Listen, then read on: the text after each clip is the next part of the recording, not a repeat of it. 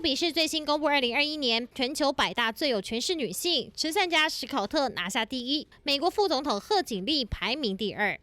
我国总统蔡英文从去年37名跃升前10，更拿下第9名。台湾做对了一件事，就是在这么强大的外来压力之下，我们都挺住了，所以其他的国家非常重视我们。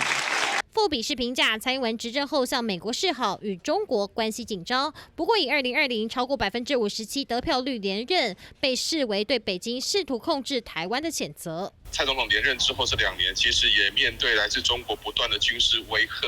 台湾在面对来自于中国的一个军事威胁，他所呈现的经验，以及我们作为一个民主国家的一个典范，他会成为很多国家会希望能够从台湾这边来借取更多的一个经验。全球半导体晶片的短缺，更凸显了台湾在供应链上的重要性。